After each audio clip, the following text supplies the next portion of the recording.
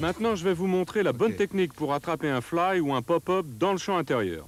Premièrement, lorsque la balle est frappée, on se dirige vers l'endroit où on suppose que la balle va tomber. Il ne faut pas appeler la balle trop tôt. On attend qu'elle soit à son point le plus haut pour le faire. On écarte de la voie les autres défenseurs qui sont autour de soi en criant le plus fort possible « J'ai ! J'ai ! J'ai !» On utilise des mouvements de bras pour écarter ses partenaires et éviter ainsi qu'ils ne viennent nous gêner. Le champ extérieur ne doit pas être un spectateur. Il doit couvrir celui qui attrape la balle et lui indiquer où la relancer. Le jeu de jambes pour attraper les pop-up est presque identique à celui utilisé pour les balles à terre. On utilise un déplacement en diagonale ou un pas croisé ou encore un drop step.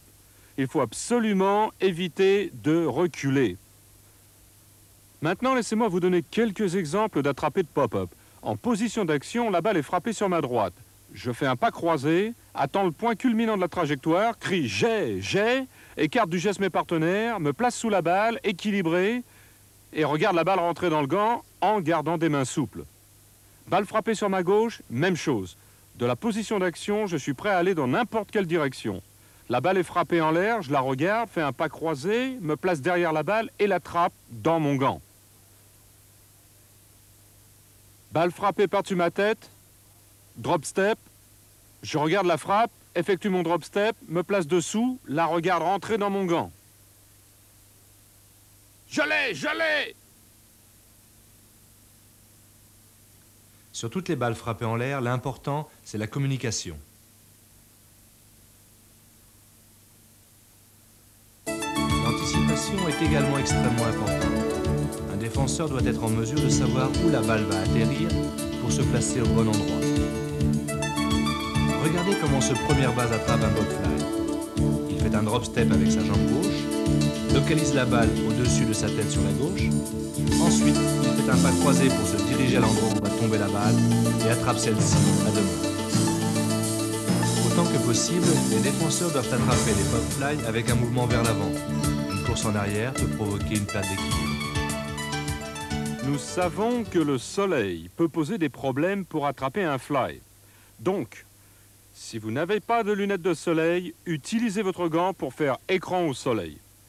Vous devez insister auprès de vos joueurs sur le fait que la trajectoire de la balle ne doit pas croiser celle du soleil.